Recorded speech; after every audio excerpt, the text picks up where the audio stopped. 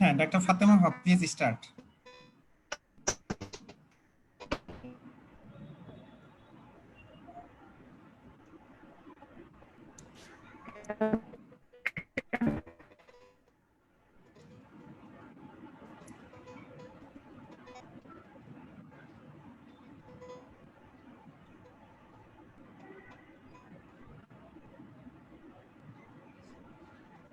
Sir ওনার net problem sir. আমার মনে হয় নেটওয়ার্ক প্রবলেম। স্টার্টটা আপনাকে করতে হবে স্যার।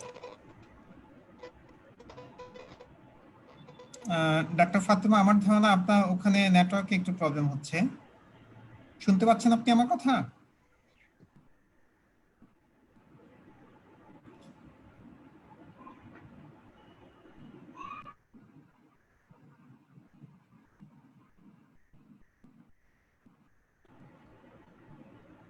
আচ্ছা, ডাক্তার ফাতেমা হক সম্ভবত নেটওয়ার্ক চলে গেছে। আচ্ছা, ঠিক আছে, ঠিক আছে, আমরা শুরু করি তাহলে। হ্যাঁ, স্যার আসসালামু আলাইকুম and good evening. Axis medical স্কুলের পক্ষ থেকে আপনাদের অভিবাদন।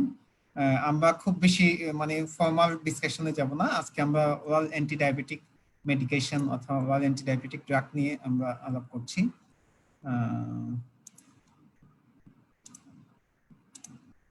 কামরুল সাহেব, শুধু দেখবেন আপনি হচ্ছে আমার কথা পরিষ্কার শোনা যায় কিনা এবং আমাকে দেখা যাচ্ছে কিনা। স্যার এভরিথিং ক্লিয়ার আছে স্যার।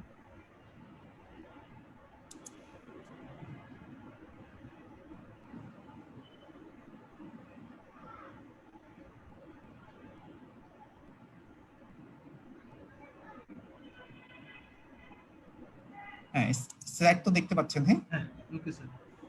আচ্ছা, ঠিক আছে, আমরা শুরু করি। অ্যাক্সিস মেডিকেল স্কুলের পক্ষ থেকে আপনাদের আবার অভিনন্দন। আমি ডাক্তার এম সাইফুদ্দিন, আমি অ্যাসিস্ট্যান্ট প্রফেসর এন্ডোক্রাইনোলজি হিসেবে আছি ঢাকা মেডিকেল কলেজে। আজকে আমরা খুব বেশি মানে একটু ইনফর্মালি আলোচনা করব, একদম খুব practical aspect of oral anti diabetic drugs, মানে ডায়াবেটিসে আমরা মুখে যেসব ওষুধ দিই। এবং আজকে scientific partner Vaccinco pharmaceuticals limited, আমাদের সাথে mister Masud Rana Khan, sales manager of Vaccinco pharma is with us. So we should proceed. আমি একদম প্র্যাকটিক্যাল কথা বলবো, খুব বেশি থিওরি বলবো না। আপনার মোবাইল ফোনে মাইক্রোফোন মিউট এবং ভিডিও অফ রাখবেন। হেডফোন ইউজ করতে করলে একটু বেটার ভয়েস, তো ভালো শুনতে পাবেন। যদিও প্রেজেন্টেশনে অনেকে হয়তো আছেন যারা স্পেশালিস্ট, কিন্তু আমি ধরে নিচ্ছি আপনি এমবিবিএস ডক্টর। একটু সহজ করে আমি প্রেজেন্ট করার চেষ্টা করব। এবং আমার প্রেজেন্টেশনের পর কোশ্চেন আনসার সেশনে আপনি আমরা আনমিউট করে অপশন দিয়ে দেবো, আপনি আনমিউট করে সরাসরি আমাদের প্রশ্ন করতে পারবেন। ঠিক আছে, রোগীরা এসে আমাদের অনেক সময় জিজ্ঞেস করে যে স্যার, ডায়াবেটিসের চিকিৎসা যে আপনি করছেন, ডায়াবেটিস যদি আমার কন্ট্রোলে থাকে আমি কি কি উপকার পাবো, বা হোয়াট আর দ্য বেনিফিট অথবা what are the goal of glycemic control in diabetes mellitus. সুতরাং ডায়াবেটিস কন্ট্রোল করে আমাদের উদ্দেশ্য হচ্ছে রিলিফ অফ সিমটম। অনেক পেশেন্টের polyuria, polydipsia, polyphagia, weight loss, নানান ম্যানিফেস্টেশন থাকে। ওই ধরনের সিমটমগুলো যাতে না হয়, সেটা আমার ডায়াবেটিস কন্ট্রোল একটা উদ্দেশ্য। কোনো অ্যাকিউট কমপ্লিকেশন যাতে না হয়, যেমন ডায়াবেটিক কিটোএসিডোসিস অথবা হাইপারসমোলার নন কিটোটিক কোমা, মানে হাইপারগ্লাইসেমিক ক্রাইসিস সেগুলো যাতে না হয়, এটাও আমার ডায়াবেটিস কন্ট্রোল একটা উদ্দেশ্য। Prevent, differ or reduce severity of microvascular complication. Microvascular complication হচ্ছে রেটিনোপ্যাথি, নেফ্রোপ্যাথি এবং নিউরোপ্যাথি। আমি সেটা হইতে দেব না। প্রিভেন্ট, ডিফার, যদি হয়ও সেটা যাতে একটু দেরিতে হয়। যেমন আমার নেফ্রোপ্যাথি, ডায়াবেটিস আনকন্ট্রোল থাকলে হয়তো 3 বছর হওয়ার কথা, আমি সেটা কন্ট্রোল রেখে 10-12 বছর যাতে হয়, আমি সেটার জন্য আমি চেষ্টা করব।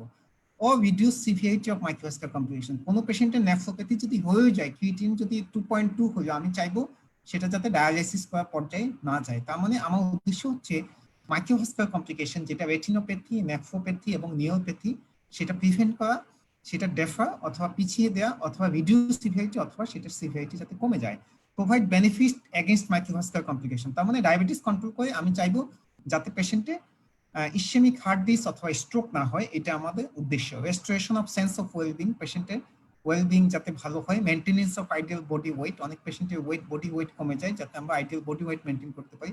প্রেগন্যান্সি আউটকাম যাতে ভালো হয় মায়ের এবং বাচ্চার দুইজনের জন্যই, এবং correction of blood chemistry. So this are all the goals of good glycemic control in diabetes mellitus. সুতরাং ডায়াবেটিস কন্ট্রোল করতে চাই আমরা, এইসব সবগুলো উদ্দেশ্যের জন্য আমরা ডায়াবেটিস কন্ট্রোল করতে চাই। কিন্তু আপনাদের যদি একটু ভালোভাবে মনে রাখেন, মাইক্রোভাস্কুলার এবং ম্যাক্রোভাস্কুলার কমপ্লিকেশন আমরা অবশ্যই পেশেন্ট যাতে কিছু বেনিফিট পায়, সেই জন্যই আমরা ডায়াবেটিসের চিকিৎসা দিই। ওরাল অ্যান্টি ডায়াবেটিক ড্রাগ, আপনি নাম শুনেই বুঝতে পারছেন যে এক হচ্ছে আমরা মুখে যেসব ওষুধগুলো দেই, drug which can be administered orally and help to reduce plasma glucose, যেগুলো আমরা মুখে দেই এবং ব্লাড সুগার কমাতে সাহায্য করে। কিন্তু একটা জিনিস মনে রাখবেন, ডায়াবেটিসের কিছু ওষুধ আছে যেগুলো বিটা সেল উপর কাজ করে, যেটাকে আমরা সিক্রেটাগগ বলি, যার ফলে ডায়াবেটিসের সেসব ওষুধ যারা বিটা সেলের উপর কাজ করছে, সেটা আমরা টাইপ 1 ডায়াবেটিসে আমরা কোনো মুখে ওষুধ দিই না। আপনারা নিশ্চয়ই ইতিমধ্যে জানেন যে টাইপ 1 এবং টাইপ ডায়াবেটিস আমরা 4 ভাগে ভাগ করছি গ্রস দিয়ে, টাইপ 1, টাইপ 2, আদার স্পেসিফিক টাইপ এবং জেস্টেশনাল ডায়াবেটিস মেলাইটাস। টাইপ 1 এ বিটা সেল থাকে না, আর টাইপ 2 তে বিটা সেল ডিসফাংশন এবং ইনসুলিন রেজিস্ট্যান্স, এই দুইটা কম্বিনেশন থাকে। সুতরাং মুখে ওষুধ যেগুলো বিটা সেলের উপর কাজ করছে সেটা টাইপ 1 এ কাজ করবে না, এবং অনেকদিন পর্যন্ত সিক্রেটাগগ জাতীয় ওষুধ চালাইলে পেশেন্টের কিন্তু বিটা সেল আলটিমেটলি এক্সজশন হয়ে যাবে। যার ফলে আমরা যেটা বলি, টাইপ 2 ডায়াবেটিস যখন একজন মানুষের ডায়াগনোসিস হবে তখন কিন্তু তার 50% of the beta cell has already been lost. কিন্তু আমরা যখন সিক্রেটাগগ জাতীয় ওষুধগুলো কন্টিনিউ করি, যেটা কাজ হলো বিটা সেল থেকে চিপে চিপে ইনসুলিন বের করা, সিক্রেটাগগ যদি অনেকদিন কন্টিনিউ করি যার ফলে বিটা সেল এক্সজশন হয়ে type 2 diabetes behaves like type 1। Type 2 diabetes তখন টাইপ 1 এর মতো হয়ে যাবে। সুতরাং যেসব মুখে ওষুধ বিটা সেলের উপর কাজ করছে সেগুলো টাইপ 1 ডায়াবেটিস অথবা type 2 diabetes with advance beta sell failure, এগুলোতে মুখে ওষুধ দেওয়া যাবে না। HbA1c মুখে ওষুধে 2% বেশি কমানো যাবে না, যদিও ইনসুলিন দিয়ে আপনি 4%, 5%, 6%, আপনি ইনসুলিনের ক্যাপাসিটি হচ্ছে এনর্মাস, কিন্তু মুখে ওষুধ দিয়ে সাধারণত HbA1c 2% বেশি কমানো যায় না। সুতরাং মুখে ওষুধ দিয়ে আমরা খুব বেশি HbA1c কমাতে পারবো ব্যাপারটা আসলে তা না। এবং টাইপ 1 ডায়াবেটিস এবং type 2 with advance beta cell ফেলিয়ারে আমি মুখে ওষুধ যেগুলো বিটা সেলের উপর কাজ করে সেগুলোতে আমি খুব বেশি উপকার পাবো না। ঠিক আছে, নেক্সট স্লাইড, সরি।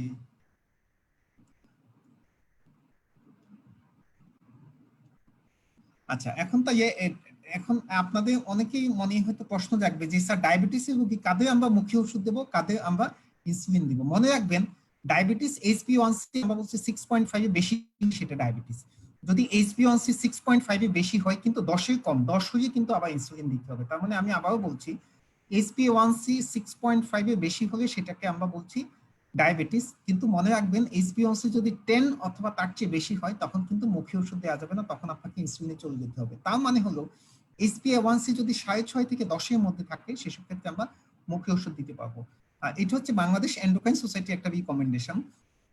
খালি পেটে ডায়াবেটিস 16.6 এবং পোস্ট প্র্যান্ডিয়াল গ্লুকোজ মানে ভরা পেটে সুগার যদি 19.4 কম হয় তাহলে আমরা ডায়াবেটিসে মুখে ওষুধ দিতে পারবো। তার মানে আমি যদি একটু ইনসুলিনের ইন্ডিকেশন বলি, যদিও আমরা নেক্সট ক্লাসে ইনসুলিন করাবো হয়তো আগামী সপ্তাহে, কোনো পেশেন্টের HbA1c যদি 10 বেশি হয়, কোনো পেশেন্টের খালি পেটে ডায়াবেটিস যদি 16.6 বেশি হয়, কোনো পেশেন্টের ভরা পেটে গ্লুকোজ যদি 19.4 বেশি হয় তাহলে আমরা ইনসুলিন দেবো, এবং অন্য ক্ষেত্রে তার চেয়ে কম হলে আমরা মুখে ওষুধ দিতে পারবো without complication either diabetes related or non diabetes.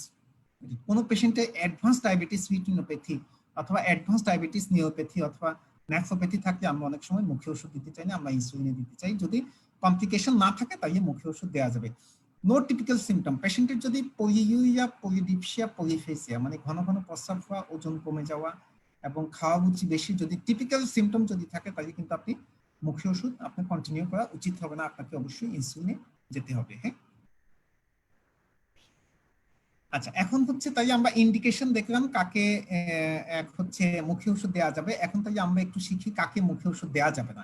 এক হচ্ছে পেশেন্টের যদি ডায়াবেটিক কিটোএসিডোসিস যদি আপনি সন্দেহ করেন, ডিকি অথবা হং, তাহলে কিন্তু মুখে ওষুধ দেওয়া যাবে না। প্রেগন্যান্সিতে মুখে ওষুধ দেওয়া যাবে না, যদিও মেটফর্মিন পিসিওএস পেশেন্টদের প্রথম 3 মাস দেওয়া যাবে। According to American diabetic association 2020 যে গাইডলাইন, মেটফর্মিন প্রেগন্যান্সিতে প্রথম 3 মাস দেওয়া যাবে। কোনো পেশেন্টের অ্যাকিউট স্ট্রেস যেমন ইনফেকশন, ট্রমা, এমআই থাকলে এক হচ্ছে মুখে ওষুধ দেওয়া যাবে না। কোনো পেশেন্টের যদি আই ডিজিজ, পলিফাইটিভ রেটিনোপ্যাথি হয় মুখে ওষুধ দেওয়া যাবে না। সিকেডিতে আমরা সাধারণত মুখে ওষুধ কন্টিনিউ করতে চাই না, কিন্তু কিছু মুখে ওষুধ দেওয়া যায় যেটা আমি সামনে আপনাদের বলবো, যেটা একটু ডোজ অ্যাডজাস্ট করে দেওয়া যায়। অ্যাকিউট মেটাবলিক নিউরোপ্যাথি, ডায়াবেটিস আছে, uncontrol diabetes with peripheral neuropathy যদি থাকে আমরা অনেক সময় মুখে ওষুধ দিতে চাই না। সরি,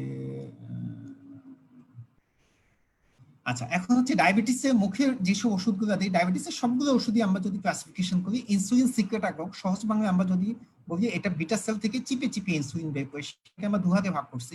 একটা হচ্ছে সালফোনারিউরিয়া, একটা হচ্ছে নন সালফোনারিউরিয়া। সালফোনারিয়া 4টা সালফোনারিয়া আমাদের দেশে পাওয়া যায়: গ্লিকাসাইড, গিরিপাইরাইট, গ্লিবেনপ্লামাইড যেটাকে ইউএসএ তে গ্লাইবুরাইড বলে তারা, এবং গেপিসাইড।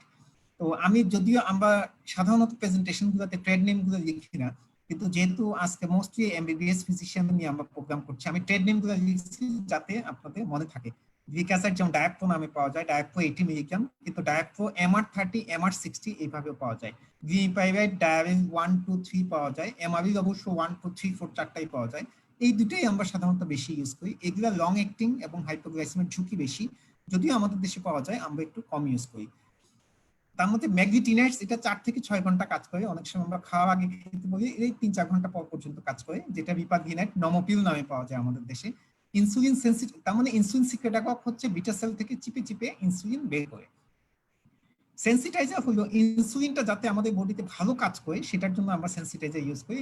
দুইটা সেন্সিটাইজার, মেটফর্মিন যেটা ইনফরমেট অথবা কমেট নামে পাওয়া যায়, থায়াজোলিড ইনডিউস আমরা খুব কম ইউজ করি। পাইগ্লিটাজোন আমাদের দেশে একটা ফার্মাসিউটিক্যালস কোম্পানি শুধু ম্যানুফ্যাকচার করে, থায়াজোলিড আমরা প্রায় ইউজ করি না বললেই চলে।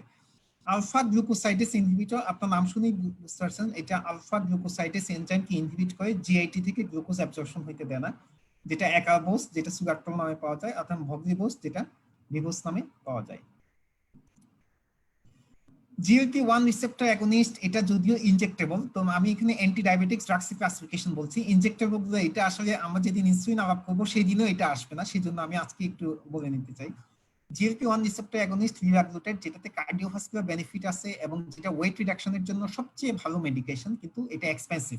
এটা প্রত্যেকদিন ইনসুলিনের মতো চামড়ার নিচে সাবকিউটিনিয়াস দিতে হয়, মাসে অন্তত 10 থেকে 15,000 টাকা খরচ হয়। আমাদের দেশে ভিক্টোজা নামে পাওয়া যায়, আমাদের দেশে পাওয়া যায় এবং আমরা ইউজ করি যাদের ওয়েট খুব বেশি এবং কার্ডিওভাস্কুলার বেনিফিট দিতে চাই, কিন্তু এটা এক্সপেন্সিভ, মনে রাখতে হবে। DPP-4 ইনহিবিটর 3টা আমাদের দেশে পাওয়া যায়, ভিলটাগ্লিপটিন, সিটা এবং লিনাগ্লিপটিন। ভিলটাটা গ্যালভাস অথবা বিভিন্ন নামে পাওয়া যায়, সিটাগ্লিপটিনটা গ্লিপিটা, সিটাগিল বিভিন্ন নামে পাওয়া যায়, লিনাগ্লিপটিন ট্রানেটা নামে পাওয়া যায়।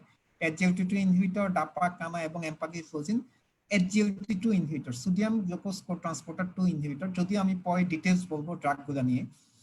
তো এটা আপনি নাম শুনেই বুঝতে পারতেছেন, এটা কিডনি টিউবুলে সোডিয়াম গ্লুকোজ ট্রান্সপোর্টারকে ইনহিবিট করে, যাতে গ্লুকোজটা ইউরিনের সাথে চলে যায়।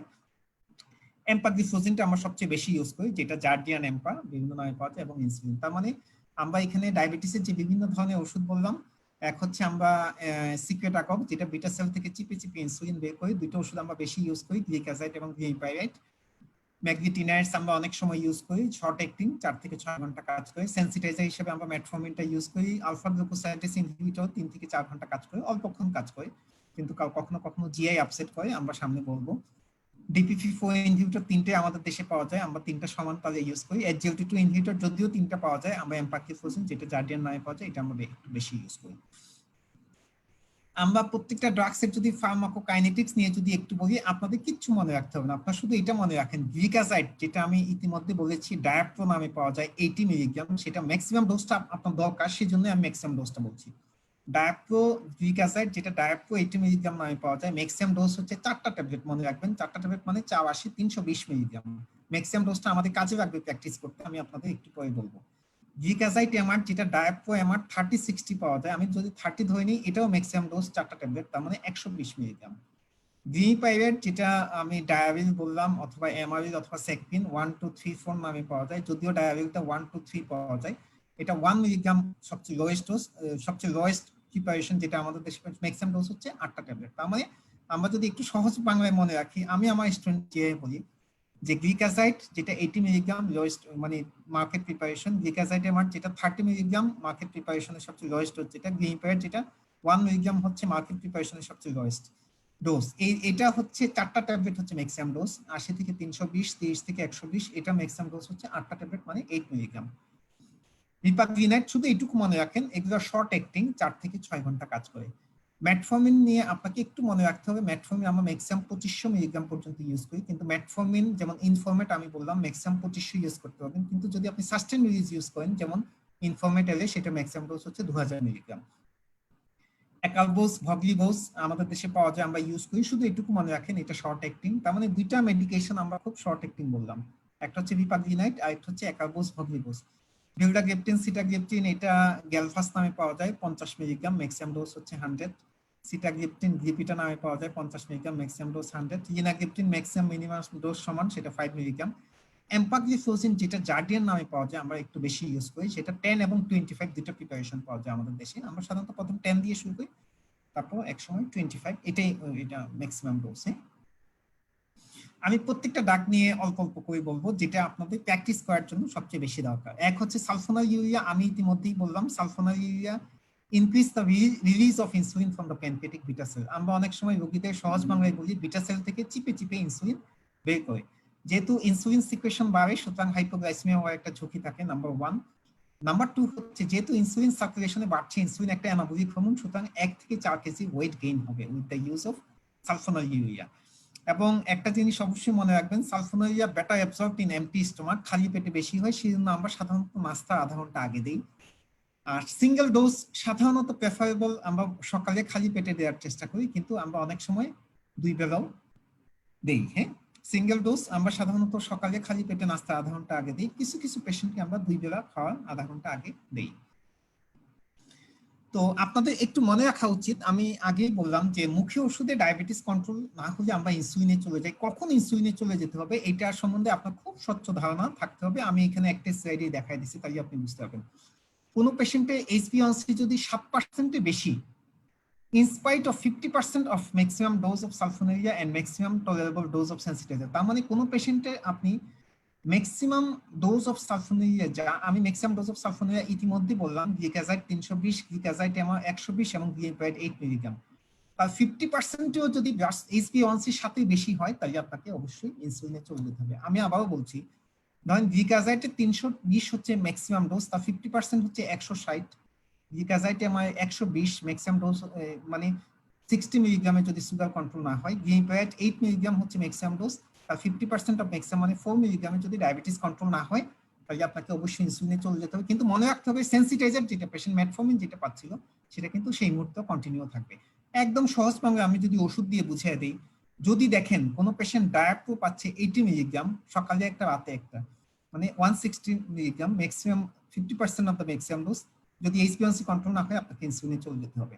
ডায়াপ্রো MR maximum dose 120, 50% of maximum হচ্ছে 60, যদি পেশেন্ট 32 বেলা পাচ্ছে অথবা 61 বেলা পাচ্ছে, তাই আপনাকে অবশ্যই ইনসুলিনে চলে যেতে হবে। অথবা পেশেন্ট গ্লিপাইড 4 মিলিগ্রাম পাচ্ছে, ম্যাক্সিমাম ডোজ যেটা 8 মিলিগ্রাম, তার মানে আমি আবারও বলছি, কোন সালফোনিলিয়া ম্যাক্সিমাম ডোজটা তার 50%ও যদি HbA1c সাথে বেশি থেকে যায়, তার মানে সুগার কন্ট্রোল না হয়, তাই ডোজ বাড়িয়ে আপনি কোনো এডিশনাল বেনিফিট পাবেন না, আপনাকে অবশ্যই ইনসুলিনে সুইচ করতে হবে।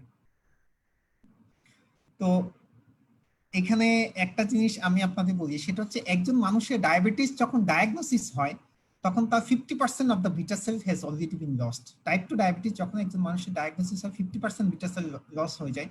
আপনি যখন সিক্রেটাকক জাতীয় ওষুধগুলো কন্টিনিউ করেন, প্রতি বছর এডিশনাল 6 to 7% বিটা সেল নষ্ট হতে থাকে, যার ফলে আপনার দেখা গেল 5-6 বছর চালানোর পর পেশেন্ট ডেভেলপস বিটা সেল এক্সজশন। সেই জন্য আমরা সবসময় চিকিৎসা দেওয়ার সময় বিটা সেল প্রিজার্ভ করার চেষ্টা করি।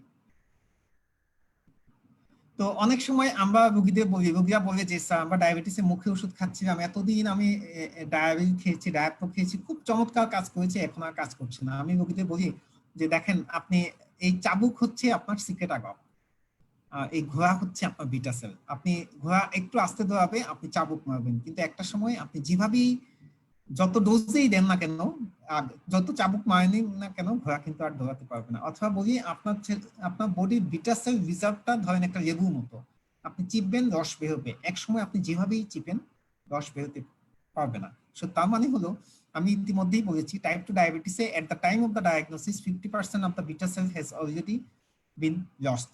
সুতরাং আমরা সিক্রেটাকক জাতীয় ওষুধগুলো আমরা দীর্ঘদিন কন্টিনিউ করে পেশেন্টকে একদম বিটা সেল এক্সজশন করতে চাই না। অবশ্যই ম্যাগনেটিনাইটস আমি ইতিমধ্যে বলেছি, খুব শর্ট অ্যাক্টিং, এগুলোকে বলে প্যান্ডিয়াল গ্লুকোজ রেগুলেটর। এগুলো শর্ট অ্যাক্টিং প্যান্ডিয়াল ইনসুলিন। কিছু পেশেন্ট পাবেন আপনি দেখবেন যে দুপুরে খাওয়ার পর সুগারটা একটু বেশি, তো আমরা দুপুরে খাওয়ার আগে একটু রিপাগ্লিনাইট দিই। হ্যাঁ, এটা খাওয়া আধা ঘন্টা আগে আগে নিতে হয়। রিডিউস পোস্ট প্যান্ডিয়াল হাইপারগ্লাইসেমিয়া আমি ইতিমধ্যে বললাম, suitable for individual with irregular meal habit. কিছু পেশেন্ট পাবেন যে স্যার আমি 2 বেলা ইনসুলিন খাচ্ছি, দুপুরে খাওয়ারটা আমি সময় মতো খেতে পারি না, কখনো 3টায় খাই, কখনো 4টায় খাই, কিন্তু সুগারটা খাওয়ার পরে অনেক বেড়ে যায়। তখন আমরা বলি যে আপনি যখনই খান খাওয়ার জাস্ট আগে নমোপিল 0.512 মিলিগ্রাম পাওয়া যায় আমাদের দেশে, তার খাওয়ার আগে সেটা খাবেন। আমরা রোগীদের অনেক সময় সহজ বাংলায় বলি নো মিল নো পিল, মানে যদি দুপুরে খাওয়া যদি না খান তাইলে ওই বেলা নমোপিল খাওয়ার দরকার নাই। হ্যাঁ, সুতরাং নমোপিল অথবা রিপাগিনেট জাতীয় ম্যাগনেটিনেটস যেটা, সেটা হচ্ছে শর্ট অ্যাক্টিং প্যান্ডিয়াল ইনসুলিন রিলিজার। অনেক সময় আমরা পোস্ট প্যান্ডিয়াল হাইপারগ্লাইসেমিয়া কমানোর জন্য আমরা ইউজ করি। ইনসুলিন সেন্সিটাইজার আপনার নাম শুনেই বুঝতে পারছেন, যেটা যারা ইনসুলিনের অ্যাকশন বেটার করে এবং যারা ইনসুলিনের রেজিস্ট্যান্স কমায়। হ্যাঁ, তো দুইটা ইনসুলিন সেন্সিটাইজার মেটফর্মিন এবং থায়াজোলিড ইন্ডিউন্স, আমরা দুইটা নিয়ে একটু বলি। যদি আমরা মেটফর্মিনটা সবচেয়ে বেশি ইউজ করি, মেটফর্মিন 60 বছর পূর্তি হলো কিছুদিন আগে, and number 1 medication to treat diabetes all over the world, যেটাকে আমরা ফার্স্ট লাইন মেডিকেশন বলছি। 1920 সালে এক ধরনের গাছের পাতা, কেউ যদি ঘন ঘন প্রস্রাব হইতে বলতো ওই গাছের পাতা খাও তাহলে তোমার ঘন ঘন প্রস্রাব কমে যাবে। তো আমি একটু ছবি দেখাই, ছবি দেখালে বুঝতে পারবেন। এটা এক ধরনের গাছের পাতা যেখান থেকে পরে মেটফর্মিন, আমরা এখন তো মডার্ন ল্যাবরেটরিতে মেটফর্মিন তৈরি করছি, তো তখন বলা হতো যে এই গাছের পাতা খাও তাহলে তোমার ঘন ঘন প্রস্রাবটা কমে আসবে। Metformin is the first line drug to treat diabetes, no doubt. এটা আমরা খাওয়ার সাথে অথবা খাওয়ার জাস্ট পর খেতে বলি যাতে জিআই সাইড এফেক্ট না হয়। মেটফর্মিন কিভাবে কাজ করে আমরা আসলে একদম ডিটেইলস মেকানিজম এখনো জানি না, কিন্তু ধারণা করা হয় এটা হেপাটিক গ্লুকোনিওজেনেসিস কমায়, insulin sensitivity with increase peripheral glucose uptake, সুতরাং গ্লুকোজ আপটেকটা বাড়ায় পেরিফেরিতে এবং জিআইটি অ্যাবজর্পশন হইতে দেয় না এবং ইনসুলিন অ্যাকশনটা বেটার করে। That means by all this mechanism metformin act as a insulin sensitizer. এটা হচ্ছে গোডস ল। হ্যাঁ, মেটফর্মিনে অনেক সুবিধা। এক হচ্ছে ইনসুলিন সেন্সিটিভিটি, আপনার বডি ইনসুলিন কিন্তু সেই বিটা সেল থেকে ইনসুলিন সিক্রেশন বাড়াচ্ছে না, ইনসুলিন ডিপ্রাইভ করছে না, আপনার বডিতে যে ইনসুলিন আছে সেটাই যাতে ভালো কাজ করে সেই ব্যবস্থা করা যাচ্ছে। মেটফর্মিনে আমরা কিছু ওয়েট বেনিফিট পাই, এটা প্রি এবং পোস্টপেন্ডাল খালি পেটে ভরা পেটে সুগার কমায় এবং লিপিড প্রোফাইল এবং ফ্যাটি লিভার বা NASH non alcoholic fatty liver ডিজিজে মেটফর্মিন ইজ বেনিফিশিয়াল। মেটফর্মিনে আরো অনেক বেনিফিট আছে, মেটফর্মিনের গুণ সারা রাত বললেও শেষ হবে না। আমরা কিছু বেনিফিট এখানে দেখাই আপনাদের, যেটা আমরা মেটাবলিক এবং ভাস্কুলার বেনিফিট বলছি। এক, মেটফর্মিন ইনসুলিন রেজিস্ট্যান্স কমায়, নাম্বার 1। মেটফর্মিন ওবেসিটি কমায় অথবা বডি ওয়েট কে স্টেবিলাইজ করে। মেটফর্মিন একমাত্র মেডিকেশন যেটা ইন্ডিকেটেড প্রি ডায়াবেটিসে, কোনো পেশেন্টের যদি ইম্পেয়ার্ড গ্লুকোজ টলারেন্স অথবা ইম্পেয়ার্ড ফাস্টিং গ্লুকোজ, যেটাকে আমরা প্রি ডায়াবেটিস বলছি, মেটফর্মিন একমাত্র মেডিকেশন যেটা ইউএসএফডিএ এবং এডিএ অ্যাপ্রুভাল পাইছে for prevention of the development of diabetes mellitus. এবং আমি ইতিমধ্যে বলেছি লিপিড প্রোফাইল অ্যাবনরমালিটি থাকে মেটফর্মিনে কিছু বেনিফিট পাবেন। এবং এন্ডোথেলিয়াল ফাংশন ইমপ্রুভ করবে, যার ফলে অ্যাথারোস্ক্লেরোসিস হবে না, যার ফলে আপনার MI, stroke, carotid intima media thickness, মানে যে অ্যাথারোস্ক্লেরোসিস হওয়ার যে ঝুঁকি সেটা মেটফর্মিনের মাধ্যমে কমে যায়। এবং মেটফর্মিন আয়ু বাড়ায়, metformin increases life expectancy also. মেটফর্মিনের অ্যাডভার্স ইফেক্ট হচ্ছে GI upset, anorexia, nausea, vomiting, diarrhoea, abdominal discomfort, আপনারা সবাই জানেন। তো আমি এখানে একটা ছোট্ট ছবি দেখাইছি, এগুলো সাধারণত ট্রানজিয়েন্ট। আমরা সাধারণত এটা ওভারকাম করার জন্য আমরা কিছু প্র্যাকটিস ফলো করি। নাম্বার 1, আমরা রোগীদের বলি টেকিং দ্য ড্রাগস উইথ মিল, খাওয়ার সাথে খাবেন, খাওয়ার পরে খাবেন, খালি পেটে খাবেন না, নাম্বার 1। নাম্বার 2, লো ডোজে শুরু করবেন, ডোজটা আস্তে আস্তে বাড়াতে থাকবেন। এবং আপনি যদি প্লেন মেটফর্মিন যদি পেশেন্ট টলারেট করতে না পারে, আপনি এক্সটেন্ডেড রিলিজ ফর্মুলেশন ইউজ করতে পারবেন। কিন্তু মনে রাখবেন 10% patient can not tolerate metformin at any doses. সুতরাং আমি আবারও বলছি, মেটফর্মিনের মোস্ট কমন অ্যাডভার্স ইফেক্ট হচ্ছে জিআই আপসেট। এটা ওভারকাম করার জন্য আমরা খাওয়ার সাথে দেই, অল্প ডোজে দেই, আস্তে আস্তে ডোজটা বাড়াই, অনেক সময় এক্সটেন্ডেড রিলিজ, মানে ইনফরমেট না দিয়ে আমরা ইনফরমেট এলে দিয়ে ট্রাই করি, মানে কমেট না দিয়ে কমেট এক্সার দিয়ে ট্রাই করি। যদিও 10% পেশেন্ট মেটফর্মিন কখনো টলারেট করতে পারে না, এটা মনে রাখবেন। ল্যাকটিক অ্যাসিডোসিস, কোনো পেশেন্ট হাইপোক্সিয়া থাকলে মেটফর্মিন দিলে ল্যাকটিক অ্যাসিডোসিস হবে। অনেক দিন পর্যন্ত মেটফর্মিন কন্টিনিউ করলে ভিটামিন B12 ডেফিসিয়েন্সি হতে পারে, খুবই কম, খুবই রেয়ার, তবুও অনেক সময় সারা পরীক্ষাতে জিজ্ঞেস করে। মেটফর্মিন যা দীর্ঘদিন খাচ্ছে, ভিটামিন B12 চেক করা কিন্তু কোনো ইন্ডিকেশন নাই, কিন্তু কোনো পেশেন্ট যদি নিউরোপ্যাথি নিয়ে আসে, অনেকদিন পর্যন্ত মেটফর্মিন খাচ্ছে, চিকিৎসায় ইমপ্রুভ হচ্ছে না, তখন আমরা একটু ভিটামিন B12টা চেক করে নিই। আদারওয়াইজ ভিটামিন যা মেটফর্মিন খাচ্ছে তাদের ভিটামিন B12 চেক করার কোনো দরকার নাই।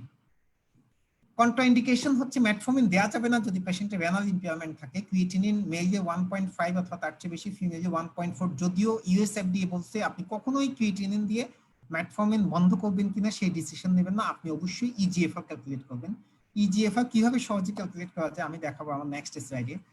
মনে রাখবেন ইজিএফআর 30 নিচে হলে মেটফর্মিন কন্টিনিউ করা যাবে না, এবং ইজিএফআর 45 এর নিচে হলে মেটফর্মিন শুরু করা যাবে না। তার মানে আমি আবারও বলছি, সরি, ইজিএফআর যদি 30 নিচে হয় মেটফর্মিন কন্টিনিউ করা যাবে না, এবং ইজিএফআর 45 এর নিচে হলে মেটফর্মিন স্টার্ট করা যাবে না।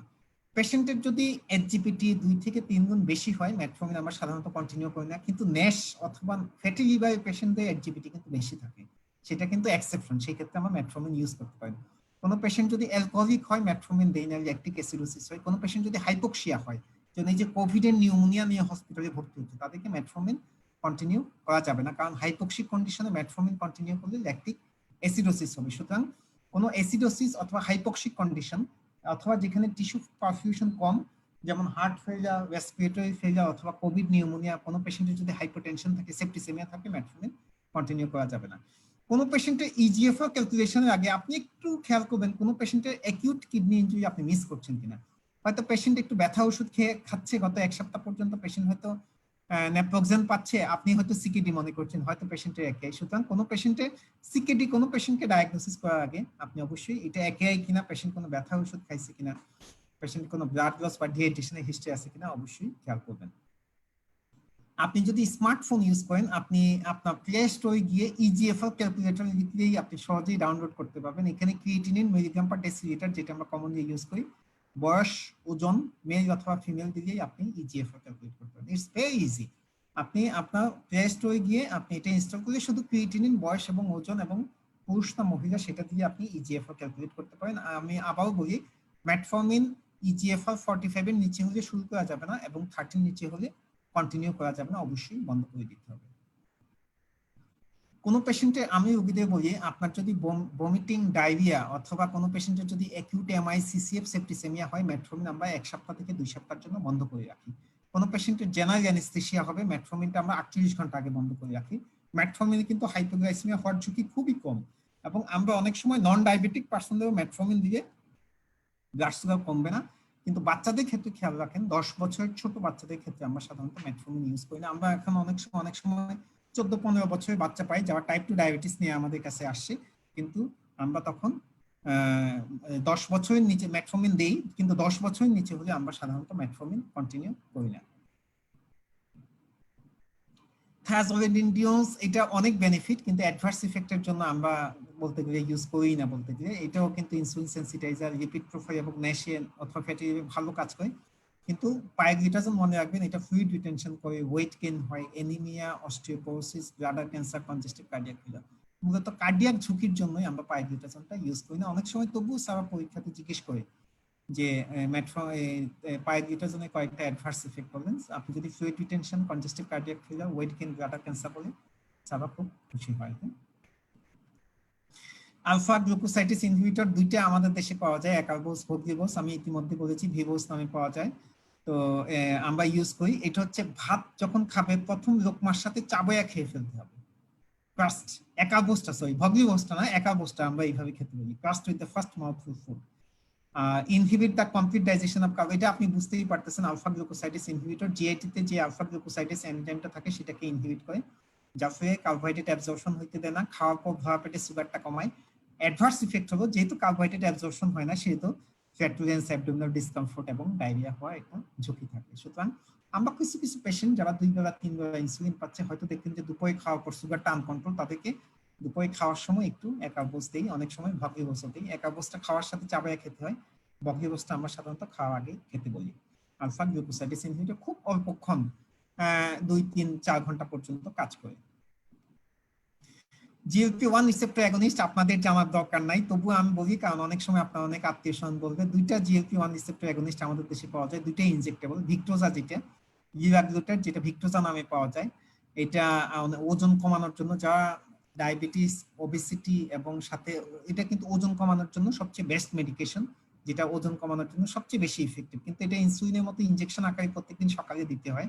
প্রথমে আমরা অল্প ডোজে শুরু করি 0.6 দিয়ে, তারপর 1.2, তারপর 1.8 দিই।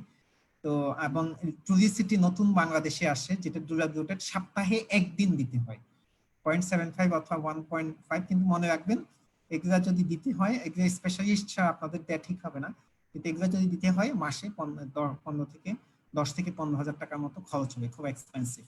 Adverse effect anorexia, nausea, vomiting, pancreatitis. সুবিধা হলো ওয়েট রিডাকশন হয়। আপনারা যাতে কোথাও শুনলে যাতে বুঝতে পারেন যে না এই ধরনের ওষুধের নাম আমি আগেও শুনেছি।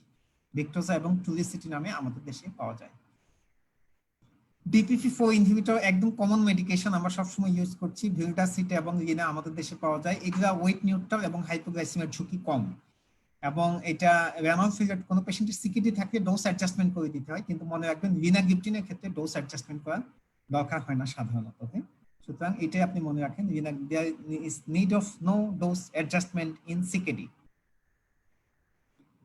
আমি একটু ফিজিওলজি যদি বলি, আমাদের ব্লাডে যে গ্লুকোজগুলো থাকে সার্কুলেশনে, এটা কিডনিতে যখন ফিল্ট্রেশন হয় তখন 90% glucose SGLT2 sodium glucose transporter 2 দিয়ে রিঅ্যাবসর্পশন হয়ে যায়। এটাকে আমরা ব্লক করার জন্য মেডিকেশন পাওয়া যায়, সোডিয়াম গ্লুকোজ কোট্রান্সপোর্টার 2 ইনহিবিটর, যাতে গ্লুকোজটা অ্যাবসর্পশন হয় না, গ্লুকোজটা ইউরিনে চলে যায়। 3টা পাওয়া যায় SGLT2 ইনহিবিটর, ডাপা, কামা এবং এম্পাগ্লিফ্লোজিন। মেকানিজম আমি ইতিমধ্যে বললাম, inhibitor SGLT2 involved in reabsorption of glucose in proximal convoluted tubule. যাতে গ্লুকোজটা যখন ইউরিনের সাথে চলে যায়, অনেক আগে মানুষ চিন্তা করতো যে আসলে ডায়াবেটিসে রক্তে যে সুগার বেড়ে যাচ্ছে, হাই সুগার যদি প্রস্রাবের সাথে চলে যেত তাহলে কতই না ভালো হতো। কিন্তু after so many years there comes the medication. এটা সবচেয়ে বড় সুবিধা হলো, সুগার যেহেতু ইউরিনের সাথে চলে যাচ্ছে, সুগার যেহেতু একটা সোর্স অফ এনার্জি, তারপরে সুগারটা ইউরিনের সাথে চলে গেলে পেশেন্ট কিন্তু কিছু বডি ওয়েটে বেনিফিট পাবে, নাম্বার 1। নাম্বার 2 হচ্ছে সুগার যেহেতু অসমোটিক্যালি অ্যাক্টিভ, এটা যাওয়ার সময় কিছু পানি নিয়ে যাবে, যার ফলে পেশেন্টের হাইপার টেনশনও কমাবে, যার ফলে বডি ওয়েটও কমবে, হাইপার টেনশনও কমবে এবং পেশেন্ট কার্ডিওভাস্কুলার বেনিফিট পাবে। আমি এখানে একটা হার্টের ছবি দেখাইছি। তার মানে উইথ দ্য ইউজ অফ ডাপা, কামা অর এম্পাগ্লিফ্লোজিন ডায়াবেটিসও কম হবে, আপনার ব্লাড প্রেশারও কমবে এবং হচ্ছে পেশেন্টের বডি ওয়েটও কমবে এবং কার্ডিওভাস্কুলার বেনিফিটও হবে। অসুবিধা হলো সুগার যেহেতু অসমোটিক্যালি অ্যাক্টিভ, যাওয়ার সময় একটু ওয়াটার সাথে নিয়ে যায়, কিছুটা ডায়াবেটিস হওয়ার সম্ভাবনা থাকে, ডিহাইড্রেশন হওয়ার পসিবিলিটি থাকে, হাইপোটেনশন, ইলেকট্রোলাইট ইমব্যালেন্স, সোডিয়াম কমার সম্ভাবনা থাকে, এবং যদি আমাদের দেশে খুব কম ইউটিআই হয় একটা পসিবিলিটি থাকে, যেহেতু ইউরিনের সাথে গ্লুকোজ চলে যাচ্ছে। কিন্তু আমাদের দেশে আমরা যা প্র্যাকটিস করছি, আমরা রোগীদের বলি এক সকালে খাবেন, নাম্বার 1। নাম্বার 2 হচ্ছে 1 গ্লাস থেকে 1.5 গ্লাস পানি দিয়ে খাবেন, যার ফলে হাইপোটেনশন হওয়ার ঝুঁকি থাকে। এবং যেসব পেশেন্ট ডায়াবেটিক্স পাচ্ছে, ধরেন আপনি কোনো পেশেন্ট পাচ্ছে প্রোসান এইচজেড, মানে লসার্টান পটাশিয়াম উইথ হাইড্রোক্লোরোথায়াজাইড, আমরা ওই ডায়াবেটিক্সটা বন্ধ করে দিই। যার মানে SGLT2 ইনহিবিটর যেহেতু কিছুটা ডায়াবেটিস হচ্ছে, পেশেন্ট অ্যান্টিহাইপারটেনসিভ হিসাবে কোনো ডায়াবেটিক্স পাচ্ছে কিনা সেটাকে আমরা বন্ধ করে দিই। এছাড়াও urinary fungal, genital fungal infection এবং কিছু ইউগ্লাইসেমিক কিটোএসিডোসিস হতে পারে। কিন্তু রেনাল ফাংশন যদি EGFR 30 নিচে হয়, তাহলে SGLT2 ইনহিবিটর কন্টিনিউ করা যায় না। তো আমরা যদি এডিএ গাইডলাইনটা যদি আপনাদের দেখাই, আমি আপনাদের দেখাবো, আপনারা জাস্ট দেখে যান। কোন পেশেন্টে নেক্সট টু মেটফর্মিন আপনার কাছে একটু জটিল মনে হলেও আপনার সবগুলো জিনিস খেয়াল করার দরকার নাই। কোন পেশেন্টের যদি অ্যাথেরোস্ক্লেরোটিক কার্ডিওভাস্কুলার ডিজিজ যদি থাকে, নেক্সট টু মেটফর্মিন আপনি চয়েস করবেন GLP-1 রিসেপ্টর অ্যাগনিস্ট এবং SGLT2 ইনহিবিটর, কারণ এই দুইটা মেডিকেশনই কার্ডিওভাস্কুলার বেনিফিট দিচ্ছে। কোন পেশেন্টের হার্ট ফেলিয়ার অথবা সিকেডি থাকলেও আপনি SGLT2 ইনহিবিটর অথবা GLP-1 রিসেপ্টর অ্যাগনিস্ট ইউজ করবেন, কারণ এগুলো হার্ট ফেলিয়ার এবং সিকেডিতে কিছু বেনিফিট দিচ্ছে। যাদের হাইপোগ্লাইসেমিয়ার ঝুঁকি বেশি, আপনি হাইপোগ্লাইসেমিয়ার ঝুঁকি কমাইতে চান, তাদের ক্ষেত্রে DPP-4 inhibitor, GLP-1, SGLT2 inhibitor অথবা থায়াজোলিডোনিস আপনি যে কোনটা ইউজ করতে পারেন। কোন পেশেন্টে যদি ওয়েট রিডাকশন, পেশেন্ট যদি ওবেস হয়, আপনি তাহলে SGLT2 ইনহিবিটর এবং GLP-1 receptor agonist next to metformin আপনি ইউজ করবেন। তাই আপনি যদি সবগুলো গাইডলাইন যদি খেয়াল করেন, আমেরিকান ডায়াবেটিস অ্যাসোসিয়েশনের গাইডলাইন, কোন পেশেন্টের অ্যাথেরোস্ক্লেরোটিক কার্ডিওভাস্কুলার ডিজিজ অথবা হার্ট অ্যাটাক অথবা স্ট্রোক যদি হয়, কোনো পেশেন্টের হার্ট ফেলিয়ার অথবা সিকেডি যদি হয়, কোনো পেশেন্টের হাইপোগ্লাইসেমিয়ার ঝুঁকি যদি কমাইতে চান, কোনো পেশেন্টের ওয়েট লস যদি করাইতে চান, SGLT2 ইনহিবিটর এবং GLP-1 রিসেপ্টর অ্যাগনিস্ট এই দুটা নেক্সট টু মেটফর্মিন কিন্তু চলে আসছে। যদি কোনো পেশেন্টের cost is a major issue হয়, যে পেশেন্ট পুরো অথবা এফোর্ড করতে পারছে না, তখন নেক্সট টু মেটফর্মিন আপনি সালফোনাইজিয়া অথবা থায়াজোলিডোনিস ইউজ করতে পারেন। সুতরাং আপনি দেখেন এডিএ গাইডলাইন অনুসারে আপনি কিন্তু নেক্সট টু মেটফর্মিন কিন্তু GLP-1 রিসেপ্টর অ্যাগনিস্ট এবং SGLT2 ইনহিবিটর একটু প্রেফার করা হচ্ছে। যদি আপনার মনে রাখা উচিত GLP-1 receptor against injector medication এবং GLP-1 রিসেপ্টর অ্যাগনিস্ট প্রতিদিন সকালে ইনজেকশনে ইনসুলিনের মতো করে নিতে হয় এবং মাসে 10 থেকে 15,000 টাকা খরচ হয়। পেশেন্ট অ্যাফোর্ডেবল না হলে আপনি অবশ্যই এটা কনসিডার করতে পারবেন না। SGLT2 ইনহিবিটরে কিন্তু এম্পাগ্লিফ্লোজিন প্রতি ট্যাবলেটের দাম আপনার 25 থেকে 30 টাকা, কিছু কিছু কোম্পানির প্রিপারেশনের দাম 70-80 টাকাও আছে। সুতরাং খুব ধনী না হলে আপনি এগুলা কন্টিনিউ করতে হবে না। যদি SGLT2 ইনহিবিটর আপনি মধ্যবিত্তদেরও আপনি খুব ভালো প্র্যাকটিস করতে পারবেন।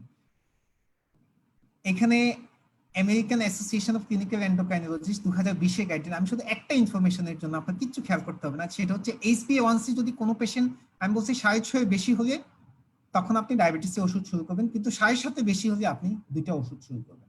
এখন এই দুইটা গাইডলাইন মিলিয়ে আমাদের দেশের যে গাইডলাইন, আমার স্টুডেন্টের জন্য আমরা যে গাইডলাইন ফলো করি, আমরা রোগীদের বলি আপনি যখন প্র্যাকটিস করবেন, রোগী গরিব, মেটফর্মিনের পর সালফোনাইলিয়াতে চলে যাবেন। রোগী ধনী, মেটফর্মিনের পর SGLT2 ইনহিবিটর অথবা DPP4 ইনহিবিটর দিবেন। SGLT2 ইনহিবিটর দিবেন যদি পেশেন্টের একটু কার্ডিওভাস্কুলার রিস্ক থাকে। চেষ্টা করবেন সর্বোত্তম যাতে পেশেন্টের কিছু বিটা সেল প্রিজার্ভ করা যায়, এবং হচ্ছে সিক্রেটাগক জাতীয় ওষুধগুলো একদম সবার শেষে ইউজ করার জন্য। কিন্তু যদিও আমাদের দেশে আপনি যদি মার্কেটে প্রেসক্রিপশন যদি দেখেন, দেখবেন যে সালফোনাইলিয়া আমরা একটু বেশি আগে ইউজ করছি। সুতরাং আপনারা যারা আমার কথা শুনছেন, যারা লো অ্যাফোর্ডেবল অথবা low income, next to metformin sulfonylurea দিবেন, কারণ এটা দাম কম। কিন্তু যারা অ্যাফোর্ডেবল, মেটফর্মিনের পর সালফোনাইলিয়া ইউজ করার আগে SGLT2 ইনহিবিটর অথবা DPP4 ইনহিবিটর ইউজ করবেন, কারণ আমরা সবসময় চাই কিছু বিটা সেল প্রিজার্ভ করার জন্য। এবং যে গাইডলাইনটা আমি আপনাকে বললাম, HbA1c 7.5 বেশি হলে অবশ্যই দুইটা ওষুধ দিবেন, হয় মেটফর্মিন সাথে সালফোনাইলিয়া দুইটা একসাথে দিয়ে দিবেন যদি HbA1c 7.5 বেশি হয়। 10 অথবা তার চেয়ে বেশি হলে আপনাকে ইনসুলিন দিতে হবে, আমি ইতিমধ্যে বলেছি।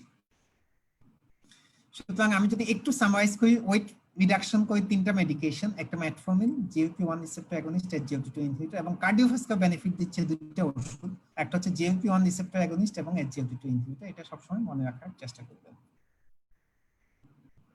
ডায়াবেটিসের প্যাথোফিজিওলজি অত্যন্ত কমপ্লেক্স, হ্যাঁ, সুতরাং একটা এবং ডায়াবেটিসের ওষুধ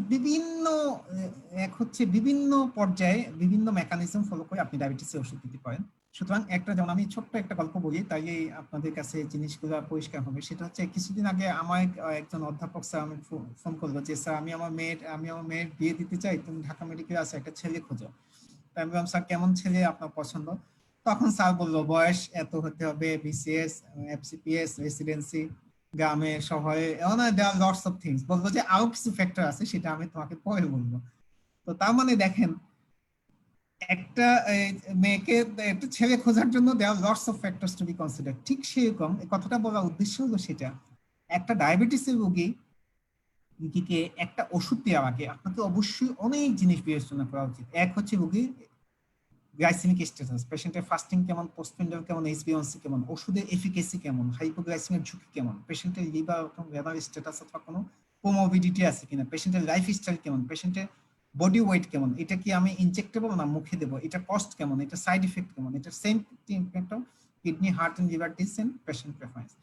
এই সবগুলা বলার উদ্দেশ্য হলো আপনাদের উদ্দেশ্যে, এক হচ্ছে ওই কট্টরপন্থী বাবা যিনি ওনার মেয়ে বিয়ের জন্য, ছেলে খোঁজার জন্য যেরকম অনেকগুলো ফ্যাক্টরস বিবেচনা করছে, একটা ডায়াবেটিস রোগীদের একটা মুখী ওষুধ অথবা একটা ইনসুলিন দেওয়ার আগে আপনি অবশ্যই সবগুলো জিনিস বিবেচনা করে একটা ওষুধ রোগীর জন্য পছন্দ করবেন। সুতরাং আপনাদের প্রতি আমার রিকোয়েস্ট হলো, think again and again, think twice before you choose an anti-diabetic drug for your patient.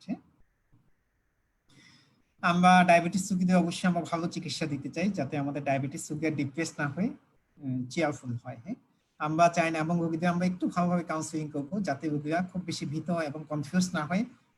Patient thinks him or herself as diabetes ওয়াইও আনব্রেকেবল। হ্যাঁ, অবশ্যই আমি এখানে 5টা কেস দেখাবো, তারপরে আমি প্র্যাকটিক্যাল কেস, আমি যেসব কেসগুলো ডিল করি সেটাই আমি এখানে দেখাইছি, তাই আপনারা বুঝতে পারবেন আমি এতক্ষণ যে মুখে ওষুধগুলো নিয়ে আলোচনা করলাম, তাই আপনারা বুঝতে পারবেন আসলে আমরা কিভাবে প্র্যাকটিস করি। নাম্বার 1, 24 বছর বয়সী একজন মেডিকেল স্টুডেন্ট আমার কাছে আসছে। সে বললো যে স্যার আমার PCOS, কিন্তু আমি মেটফর্মিন, ইনফরমেটালে অথবা কোমেটেক্স, আমি মেটফর্মিন 500 মিলিগ্রাম দিনে 2 বেলা করে খেয়ে দেখছি, আমার লুজ মোশন হয়, আমি মেটফর্মিন টলারেট করতে পারি না, আমার এই মুহূর্তে কি করা উচিত? তো পেশেন্টের OGTT রিপোর্টে আমি দেখলাম ফাস্টিং 6.6, গ্লুকোজ খাট 2 ঘন্টা পর 10.5, HbA1c 6.3। তার মানে পেশেন্ট প্রি ডায়াবেটিসে কিন্তু মেটফর্মিন ছাড়া অন্য কোনো মেডিকেশন ইন্ডিকেটেড না।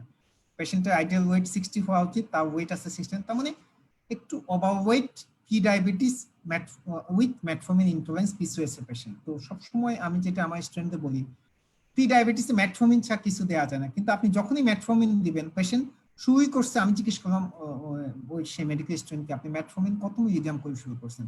বললো স্যার আমি মেটফর্মিন তো 500 করে 2 বেলা খেয়ে শুরু করছি, দেখলাম যে আমার টিএ আপসেট হচ্ছে।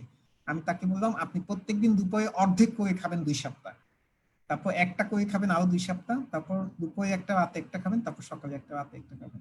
এই মেসেজটা আপনাদের বলার উদ্দেশ্য হচ্ছে always start low, go slow for metformin to avoid GI upset. সবসময় অল্প ডোজে শুরু করবেন, আস্তে আস্তে বাড়াবেন।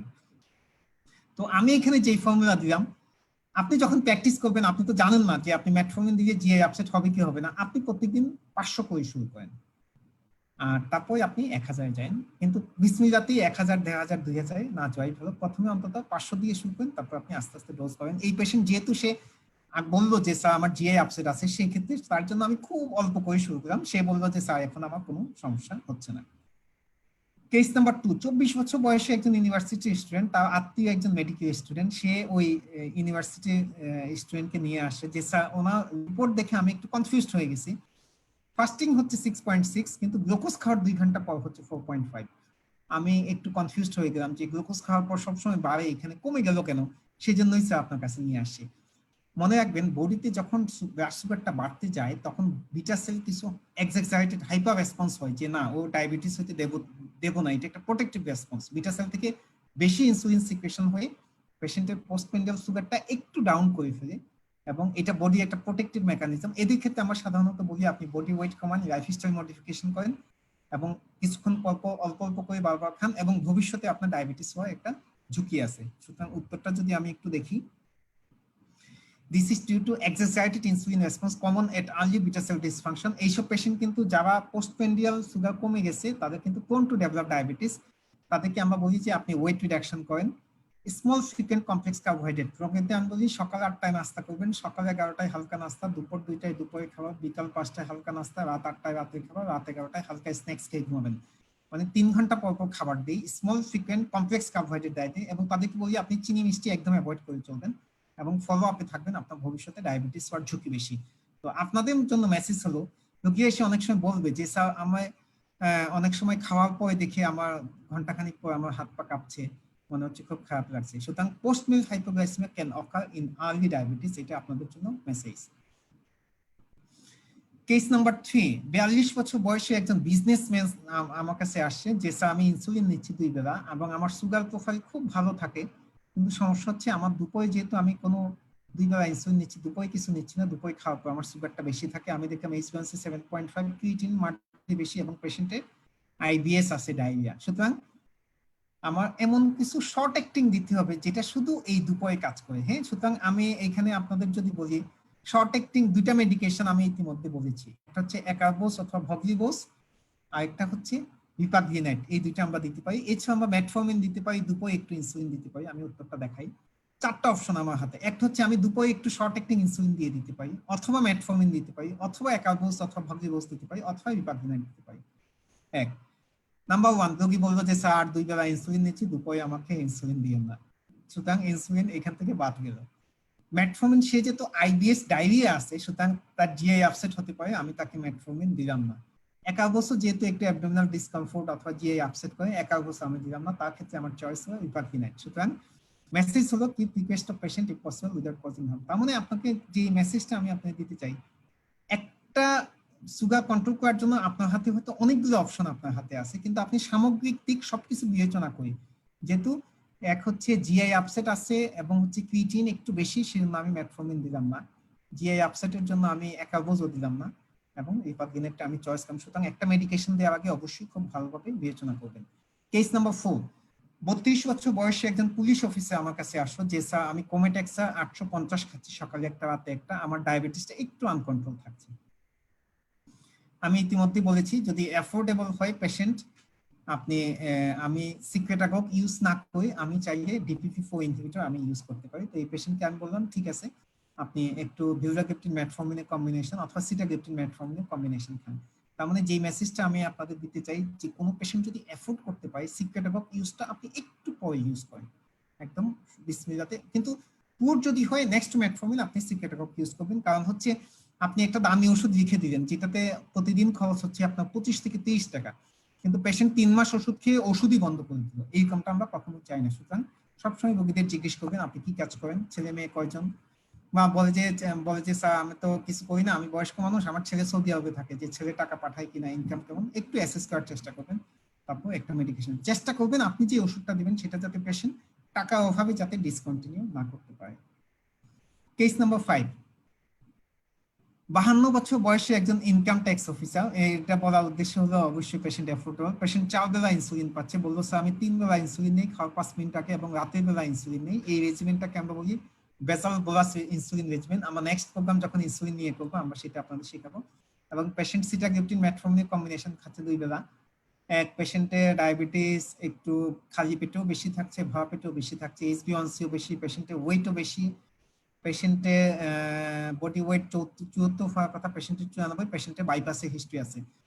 তো এই হিস্ট্রি দিয়ে আমি আপনাদের একটু বুঝাইতে চাই, এক হচ্ছে যেহেতু সুগার একটু আনকন্ট্রোল থাকছে, আমি ইনসুলিনের ডোজ একটু বাড়াইলেই কিন্তু আমি সুগারটা কন্ট্রোল হয়ে যাবে। কিন্তু মনে রাখবেন ইনসুলিন কজেস ওয়েট গেইন। পেশেন্টের ওয়েট হচ্ছে 94, আমার দরকার হচ্ছে 74, সুতরাং ইনসুলিন আমার এই ক্ষেত্রে খুব বেশি গুড চয়েস হবে না।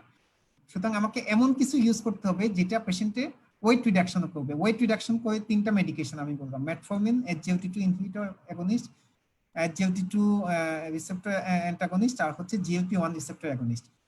কিন্তু যেহেতু পেশেন্টের বাইপাসের হিস্ট্রি আছে, পেশেন্ট অলরেডি মেটফর্মিন পাচ্ছে, আমার হাতে 2টা অপশন, এক হচ্ছে GLP-1 রিসেপ্টর অ্যাগনিস্ট আর SGLT2 ইনহিবিটর। কিন্তু যেহেতু রোগী বললো যে স্যার আমি 4 বেলা ইনসুলিন পাচ্ছি, আমাকে ইনজেক্টর না দিয়ে মুখেই কিছুদিন, সুতরাং আমি এই পেশেন্টকে যোগ করলাম SGLT2 ইনহিবিটর। আমি আপনাদের দেখাই, পেশেন্টকে বললাম যেহেতু আপনার ওয়েট বেশি, ইনসুলিন বাড়াইলে ওয়েট আরো বাড়বে, এবং আপনি মেটফর্মিন যেহেতু 2000 করে পাচ্ছেন, এটা আমি বাড়াইতে চাই না, আপনাকে আমি একটু এম্পারগ্লিফোজেন 10 শুরু করলাম, যেটা ওয়েটও কমাবে এবং হচ্ছে ব্লাড সুগার কন্ট্রোল করবে, এবং পেশেন্ট যে বাইপাসের হিস্ট্রি আছে ওখানেও কিন্তু কার্ডিওভাস্কুলার বেনিফিট পাবে। সুতরাং আপনার প্রতি যে মেসেজ, আমরা 10 করে শুরু করবো এবং পেশেন্টকে হয়তো মাসখানিক পর আমি সেটা 25 করে ফেলবো, ইনসুলিনের ডোজ যদি পাই একটু কমানোর চেষ্টা করবো। তার মানে যে মেসেজ আপনাদের প্রতি, keeps eyes on target, reality and price, insulin itself cause weight gain, GLP receptor agonist or Victoza is an option and best one. কিন্তু যেহেতু রোগী বলবো যে স্যার 4 বেলা ইনসুলিন পাচ্ছি, আরেকটা ইনজেক্টর আমি নিতে চাই না, আমি সেজন্য তাকে এম্পারগ্লিফোজেন দিলাম। আমরা একদম শেষের দিকে কুইজ। ডাক্তার ফাতেমা, আপনি কি আমাকে শুনতে পাচ্ছেন? আপনি কো-হোস্ট। ডাক্তার ফাতেমা কি শুনতে পাচ্ছেন আমাকে?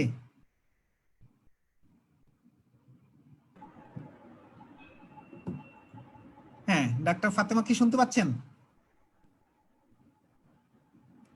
স্যার আমি তো দেখতেছি না নাকি। দেখেন তো ডাক্তার ফাতেমা, কিন্তু এটা তো করতে হবে আছে তো।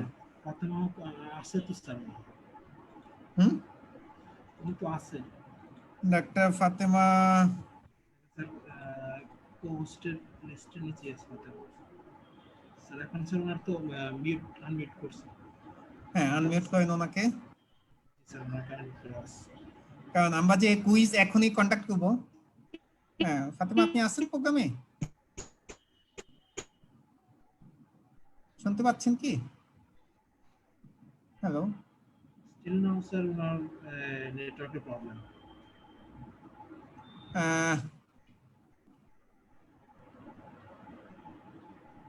হ্যালো? স্যার ওনার কি ফোন নাম্বার আছে ফোনে? আচ্ছা ঠিক আছে, নো প্রবলেম, কোন সমস্যা নেই, আমরাই কন্ডাক্ট করতে পারবো, নো প্রবলেম। হ্যাঁ ফাতেমা শুনতে পাচ্ছেন? আচ্ছা ফাতেমা আছে, ও হয়তো নেটওয়ার্কে প্রবলেম। আচ্ছা, যারা লিসেনার, যারা শুনছেন, কুইজে আমি নিয়ম বলে দিচ্ছি, আমরা এখনই কুইজে যাব। ডাক্তার ফাতেমা একটু পরে কানেক্ট হলে বা আমরা এখানে ফার্স্ট সেকেন্ড বের করতে পারবো। এক হচ্ছে আমি এখানে 5টা প্রশ্ন করব, আপনি 5টা প্রশ্নের উত্তর দিবেন, এবং হচ্ছে চ্যাট বক্স, যেখানে চ্যাট বক্সে উত্তর দিবেন। উত্তর দেওয়া হলো আপনি একটা কমেন্ট করবেন, একটা কমেন্টে সবগুলো উত্তর একসাথে লিখে দিবেন। ধরেন হচ্ছে আমি আপনাকে একটা প্রশ্ন দেখালাম, যেটা উত্তর হচ্ছে মেটফর্মিন, সেকেন্ড কোশ্চেনের উত্তর হলো ওয়েট গেইন, থার্ড কোশ্চেনের উত্তর হলো 6.5, ফোর্থ কোশ্চেনের উত্তর হলো ব্লাডার ক্যান্সার, ফিফথ কোশ্চেনের উত্তর হলো এইরকম। আপনি একটা কমেন্ট করবেন, বারবার কমেন্ট করবেন না, একবার কমেন্ট করবেন, এবং 5টা কোশ্চেন আনসার যা হবে তা কমেন্ট করবেন। কমেন্ট করে আপনার নাম এবং ফোন নাম্বার লিখবেন। তো এখানে যতগুলো কমেন্ট আসবে, প্রথম 5 জন যা সঠিক উত্তর দেবে তারা ভ্যাকসিন সৌজন্যে, আমার একটা বই FAQ ইন ডায়াবেটিস এন্ডোক্রাইনোজেন মেটাবলিজম জয়পি থেকে পাবলিশড, ভ্যাকসিন সৌজন্যে আপনারা পাবেন। সুতরাং আপনার রেডি। আমি আবারও বলছি নিয়ম, এক হচ্ছে যারা শুনছেন তারা চ্যাট বক্সে সিঙ্গেল কমেন্ট করবেন, এবং 5টা কোশ্চেনের আনসার, মানে 5টা কোশ্চেনের আনসার কমা কমা দিয়ে লিখবেন, এবং তারপর আপনার নাম এবং ফোন নাম্বার লিখবেন। তাইলে আমরা প্রথম যে 5 জন সঠিক উত্তর দেবে সেই 5 জনকে আমরা ধরে নেব বিজয়ী। হ্যাঁ, ওকে, লেটস উই প্রসিড। হ্যাঁ, আশা করি নিয়ম শিখে গেছেন। একবার কমেন্টস করবেন, কোশ্চেন টু আনসার নাম্বার 1, কিচ্ছু লেখার দরকার নেই, জাস্ট আনসারটা লিখবেন। হ্যাঁ, লেটস উই প্রসিড। হ্যাঁ, আনসার লেখা শুরু করেন। It is wise to continue secretagogue for long time, yes or no, যে কোনো একটা লিখেন, কমা দেন। Mention cut off HbA1c to start insulin, লিখেন। আমি যেগুলো পড়াইছি সেগুলো থেকে mention EGFR when metformin should be discontinued. Mention one DPP4 inhibitor which need no dose adjustment in CKD. Name a group of oral anti-diabetic drug. Group কিন্তু, হ্যাঁ, ওষুধের নাম না, ওষুধের গ্রুপ যেটাতে কার্ডিওভাস্কুলার বেনিফিট আছে। আমি 5টা কোশ্চেন করলাম, দেখেন আপনারা আনসার করতে থাকেন।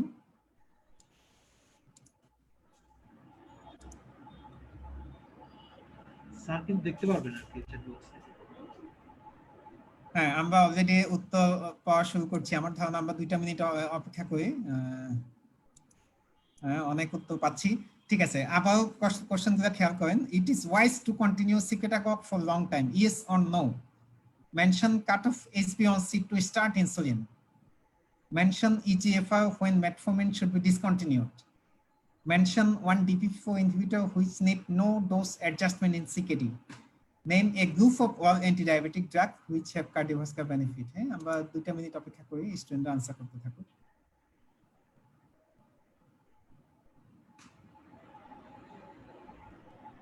এই আপনারা কিন্তু আপনাদের নাম এবং ফোন নাম্বার দিয়েন। হ্যাঁ, নাম ফোন নাম্বার না দিলে আমরা অনেক সময় হয়তো খুঁজে পাবো না। হ্যাঁ, ঠিক আছে, আমরা 2টা মিনিট অপেক্ষা করি।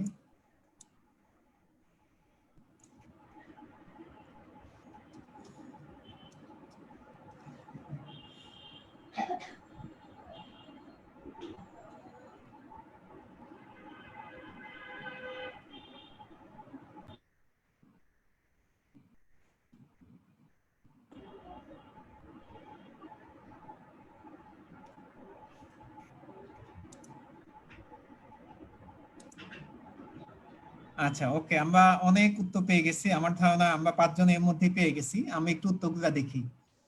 হ্যাঁ, ডাক্তার ফাতেমা, আপনি এটা একটা মোবাইলে ছবি তুলে নেন উত্তরগুলা, যদিও হয়তো আপনি ইতিমধ্যেই জেনে গেছেন উত্তর।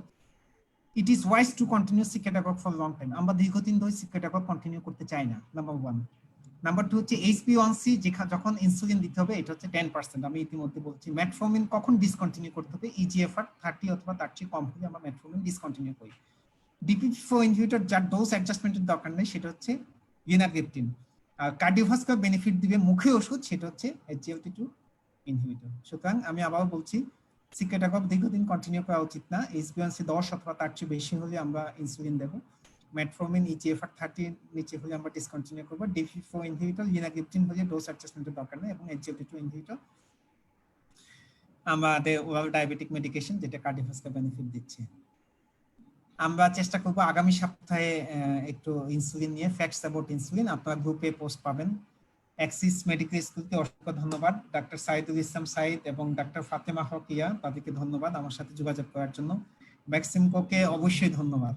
আমরা যত সায়েন্টিফিক প্রোগ্রাম করতে চাই, আমাদের নিজেদের প্রোগ্রাম, বাংলাদেশ এন্ডোক্রাইন সোসাইটির প্রোগ্রাম, ভ্যাকসিনকোকে বলা মাত্র ভ্যাকসিন করলে স্যার আমরা করবো, হয়তো পরের দিন এসে জিজ্ঞেস করেছে স্যার কিসের, মানে ডিটেল কিসের প্রোগ্রাম। হ্যাঁ, তারা সায়েন্টিফিক যে কোনো প্রোগ্রামে দে আর সো মানে সবসময় আমাদের কোঅপারেট করে, তাদেরকে অসংখ্য ধন্যবাদ। আমাদের সাথে মিস্টার মাসুদ রানা খান আছে, সেলস ম্যানেজার, তাকেও ধন্যবাদ আমাদের সাথে এখানে থাকার জন্য। এছাড়া ডাক্তার তানভীর এবং মিস্টার জালাল ISM ভ্যাকসিনকো, তাদেরকে ধন্যবাদ আমাদের এখানে কোঅপারেট করার জন্য। বাসায় থাকেন, stay safe, stay connected. Thank you for your kind attention. Thank you. তো এই পর্যায়ে আমরা স্টুডেন্টদের আনমিউট করা অপশন দেব, এবং হচ্ছে আপনারা চাইলে সরাসরি কিছু প্রশ্ন করতে পারেন। তারপর আমরা ভোট অফ থ্যাঙ্কস দিয়ে আমরা শেষ করব। আমি আনমিউট অপশনটা ওপেন করলাম। আপনারা এখন নিজে গিয়ে আনমিউট হতে পারবেন। হ্যাঁ, আনমিউট হয়ে আপনার কিছু জানার থাকলে আপনি প্রশ্ন করতে পারেন। তার মধ্যে একটা প্রশ্ন আমি চ্যাট বক্সে দেখতে পাচ্ছি।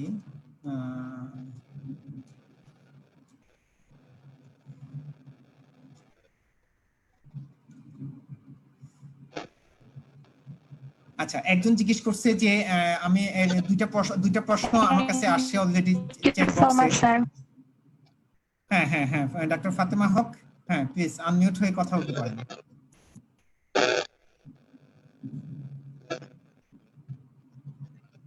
ডাক্তার ফাতেমা হক আপনি কিন্তু মিউট।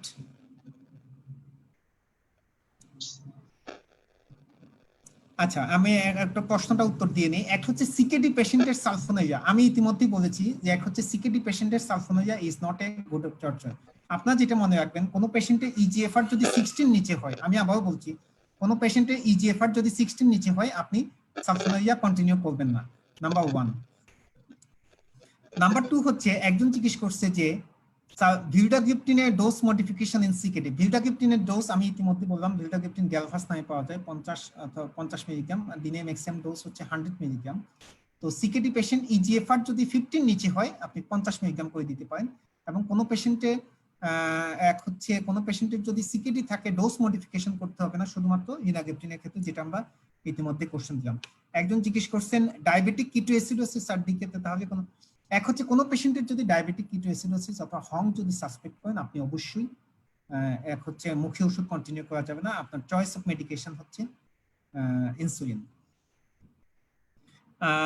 একজন হচ্ছে জিজ্ঞেস করছেন প্রি ডায়াবেটিস পেশেন্ট যদি renal impairment, very good question. Pre diabetes আমি ইতিমধ্যে বলেছি আইজিটি এবং আইএফজিতে মেটফর্মিন ছাড়া কোনো ওষুধ কন্টিনিউ করার কোনো সুযোগ নাই। কিন্তু কোনো পেশেন্টের যদি রেনাল ইম্পেয়ারমেন্ট থাকে আপনাকে অবশ্যই লাইফস্টাইল মডিফিকেশনের উপর অবশ্যই নজর দিতে হবে। একজন জিজ্ঞেস করছে লিনাগিপটিন খাওয়ার আগে না খাওয়ার পরে কখন দিতে হবে, আপনাকে বলে রাখি linagliptin can be given at any time regardless of মিল।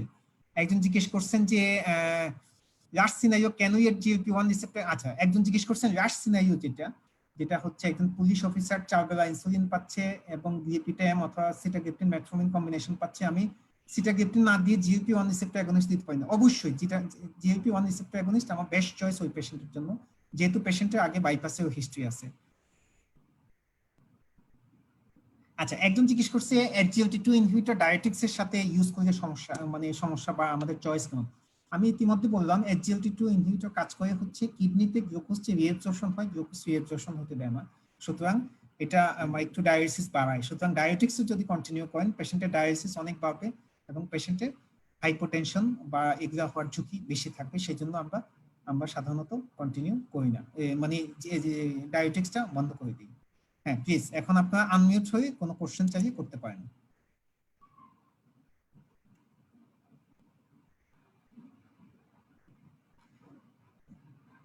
আমার সিকিউরিটি অপশন। আসসালামু আলাইকুম। আসসালামু আলাইকুম স্যার। হ্যাঁ ডাক্তার রাজু আহমেদ। হ্যালো। হ্যাঁ ডাক্তার রাজু আহমেদ আপনাকে শুনতে পাচ্ছি। হ্যালো আসসালামু আলাইকুম। হ্যাঁ প্লিজ বলেন প্লিজ।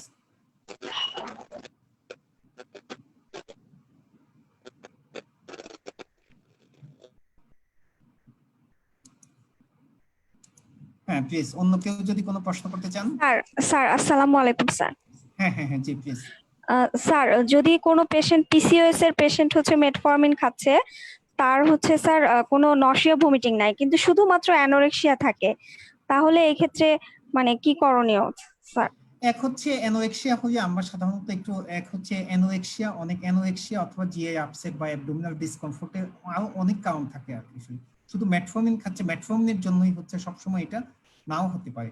সুতরাং ওইসব ক্ষেত্রে আপনি অবশ্যই পেশেন্টকে লাইফস্টাইল মডিফিকেশন, এক হচ্ছে পেশেন্ট খাওয়ার সময় মতো খাচ্ছে কিনা, পেশেন্ট স্পাইসি অথবা এই ধরনের খাবার খাচ্ছে কিনা, লাইফস্টাইল মডিফিকেশনের দিকেও অবশ্যই খেয়াল রাখতে বলবেন। Thank you. Thank you sir. Thank you.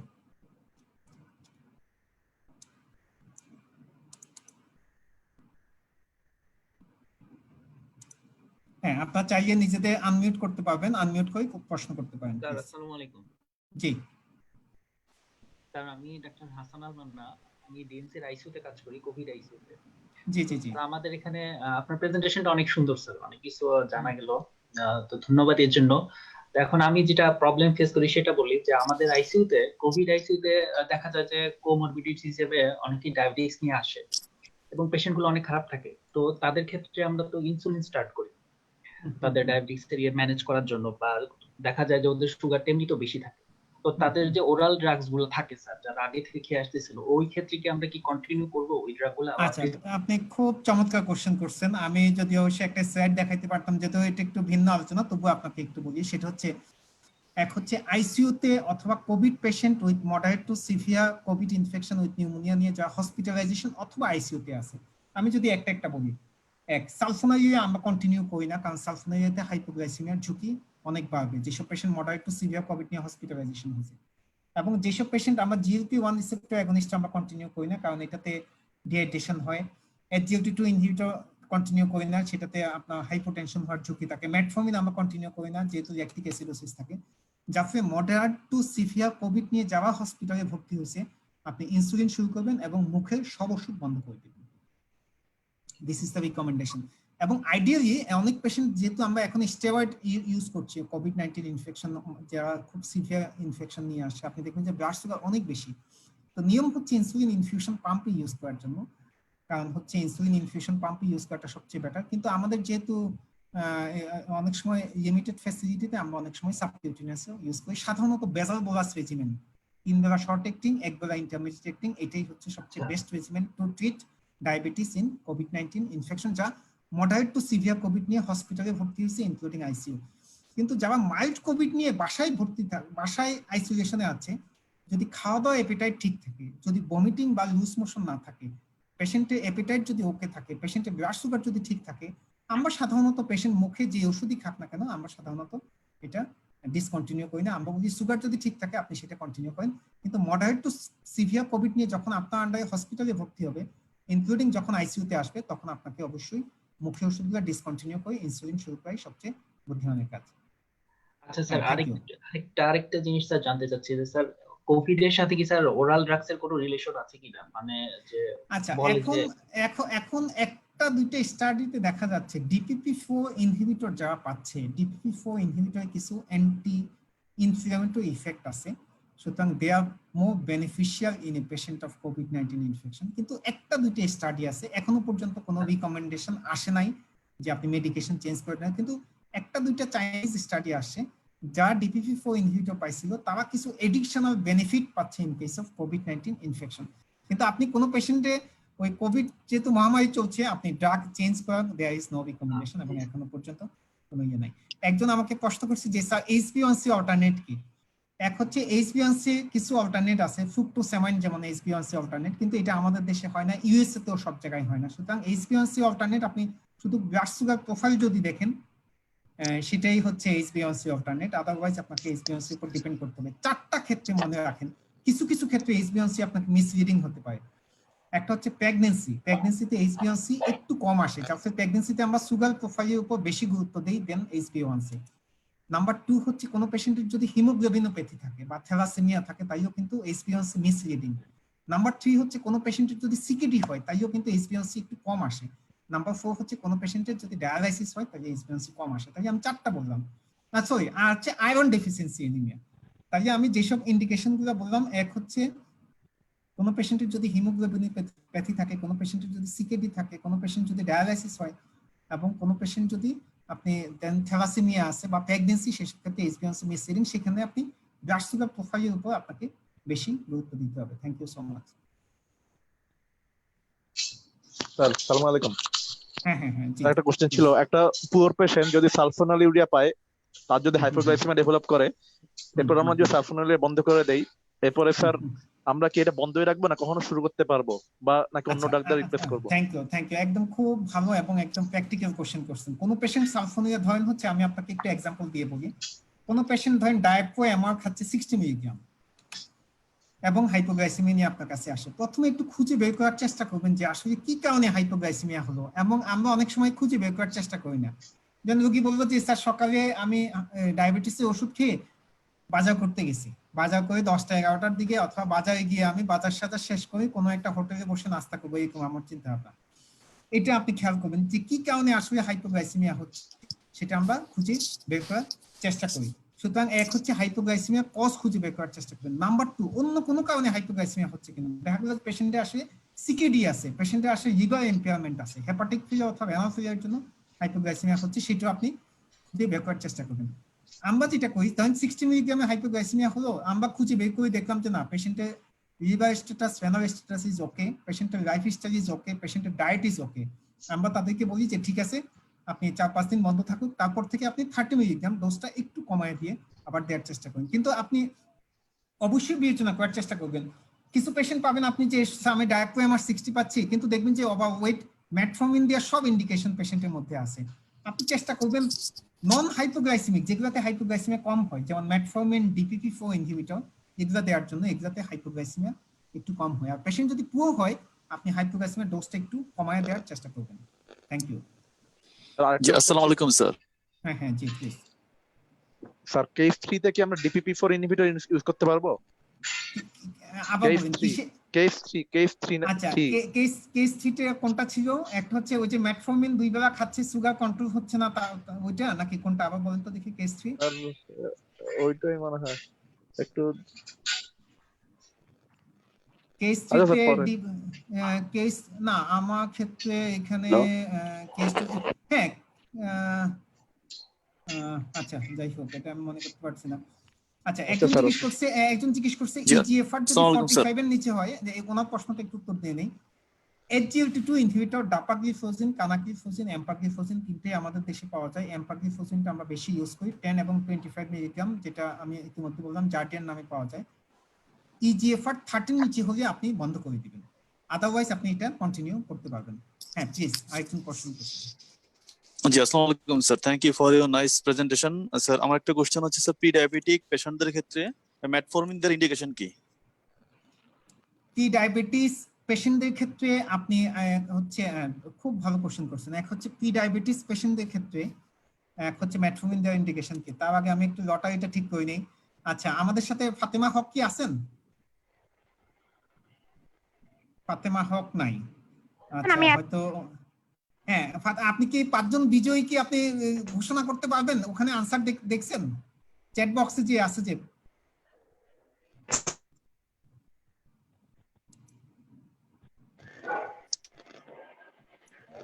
আচ্ছা ফাতেমা হক আপনার ওখান থেকে হয়তো আপনার কথা শোনা যাচ্ছে না, কিন্তু আপনি হয়তো দেখছেন। আপনি একটু চ্যাট বক্সে লিখেন যে আপনি 5 জন যে বিজয়ী হয়েছে ওই 5 জন আপনি ডিটেক্ট করতে পারছেন কিনা।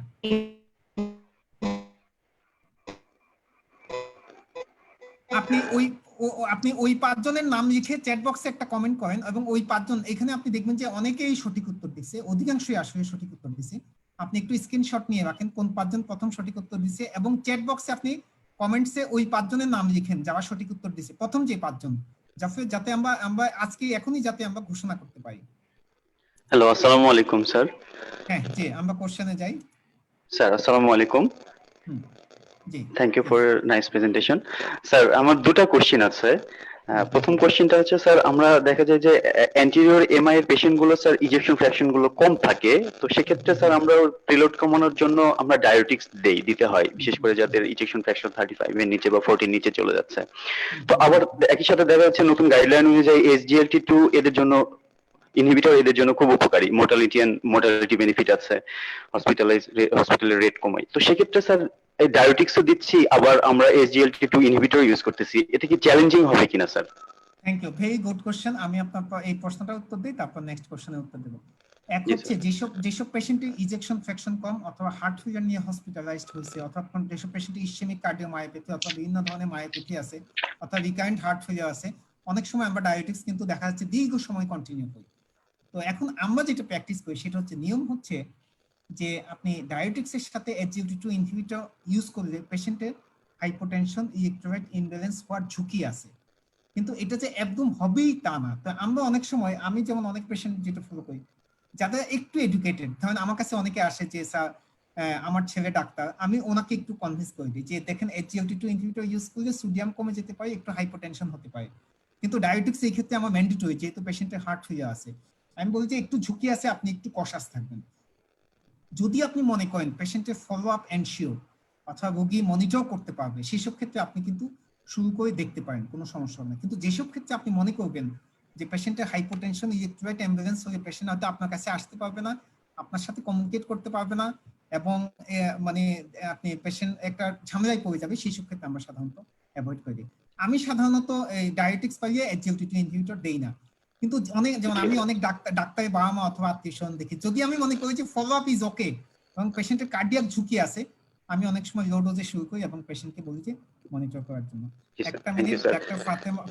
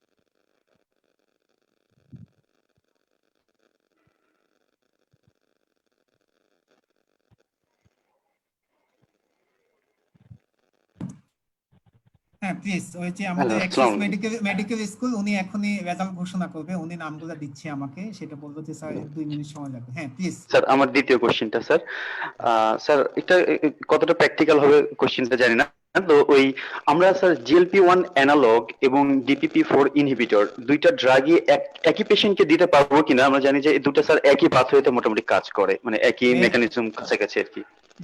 Very good question. GLP-1 receptor against এবং DPP-4 ইনহিবিটর একই সাথে পেশেন্টকে দেয়া যাবে না।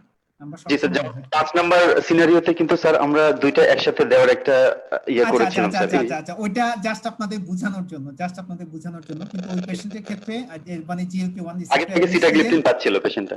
GLP-1 রিসেপ্টর অ্যাগনিস্ট দিয়ে আমাকে সিটাগ্লিপটিন বন্ধ করে শুধু মেটফর্মিন 1000 এক্সার 2 বেলা দিতে হবে। ভেরি গুড কোশ্চেন এবং নাইস অবজারভেশন। ক্লাস ভালো হয়েছে সেটাই বোঝা যাচ্ছে। Thank you so much sir. Class ভালো হয়েছে স্যার, আসলে থ্যাংক ইউ স্যার।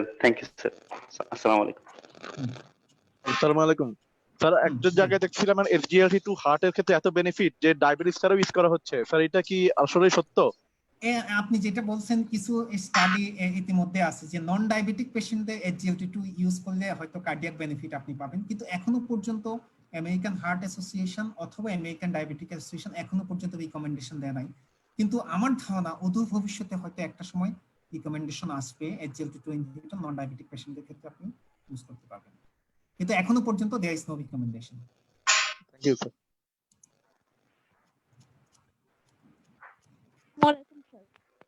হ্যাঁ জি প্লিজ। স্যার আপনি তো মেটফর্মিনের ক্ষেত্রে একটা কথা বলেছিলেন যে 45 ml এর নিচে হচ্ছে স্যার এই ক্ষেত্রে অ্যাভারেজ ইনিশিয়েশন। হ্যাঁ মেটফর্মিনের ক্ষেত্রে সিকেডি আমি আপনাকে আবারও বলছি, EGFR 45 এর নিচে শুরু করবেন না, EGFR 30 এর নিচে কন্টিনিউ করবেন না। আমি আবারও বলছি, EGFR 45 এর নিচে হলে কখনোই শুরু করবেন না, EGFR 30 এর নিচে হলে কখনো কন্টিনিউ করবেন না। হ্যাঁ প্লিজ।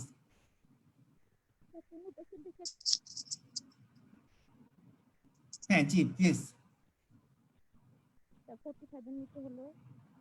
45 এর নিচে হলে শুরু করবেন না এবং 30 এর নিচে হলে কন্টিনিউ করবেন না। Thank you so much. আমার ধারণা doctor Fatema Haque axis medical স্কুলের একজন মাত্র প্রতিনিধি, আসলে একজন ব্যাকআপ রাখা দরকার ছিল। ওনারা রেজাল্ট ঘোষণা করতে পারছে না, যদিও আমাদের প্ল্যান ছিল হচ্ছে এই মুহূর্তে ঘোষণা করবে। যাই হোক, উনি হয়তো প্রোগ্রাম শেষে উনি বলবো যে স্যার আমি সবার নাম নিয়েছি, প্রোগ্রাম শেষে ঘোষণা করব। ফাতেমা হক কি শুনতে পাচ্ছেন?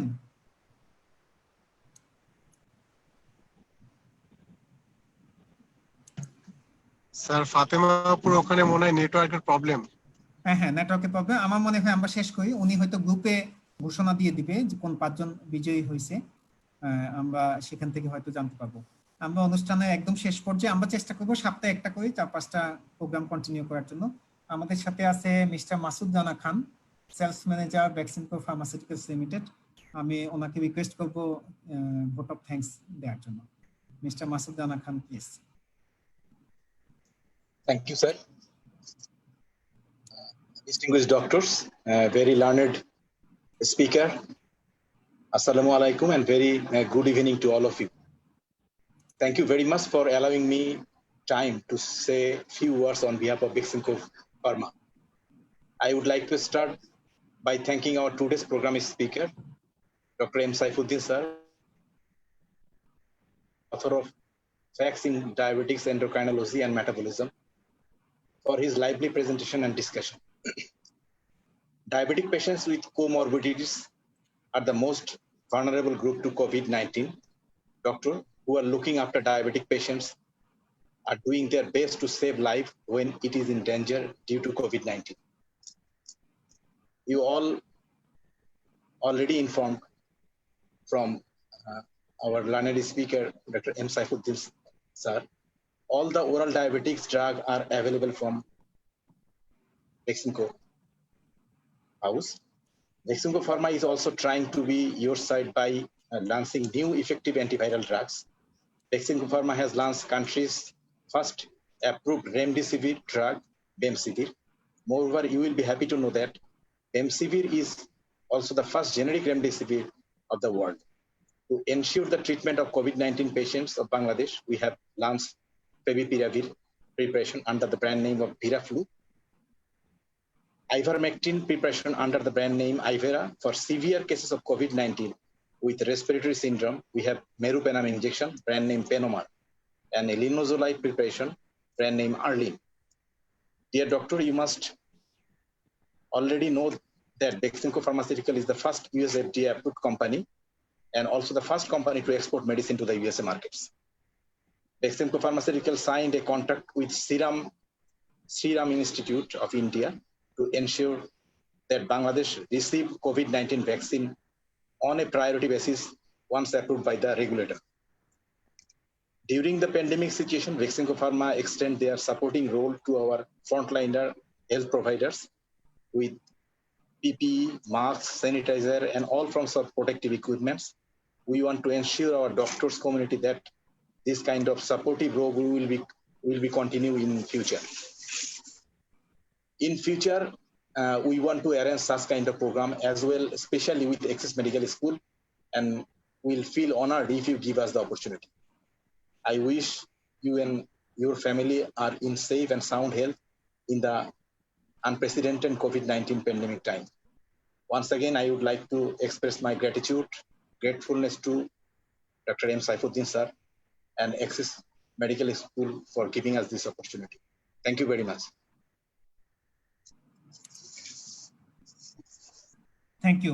থ্যাংক ইউ সবাইকে আমরা লিভ করছি। Thank you so much. Thank you sir. Fatema আপু নামগুলো দিয়েছেন স্যার। আচ্ছা, সমস্যা নেই, উনি ওই যে গ্রুপে ডিক্লেয়ার করে দিবে। হ্যাঁ, থ্যাংক ইউ সো মাচ। জি স্যার, আপনাকে ধন্যবাদ স্যার। হ্যাঁ, আর স্যার আজকে আমাদের স্যার অ্যাসিস্ট্যান্ট ম্যানেজার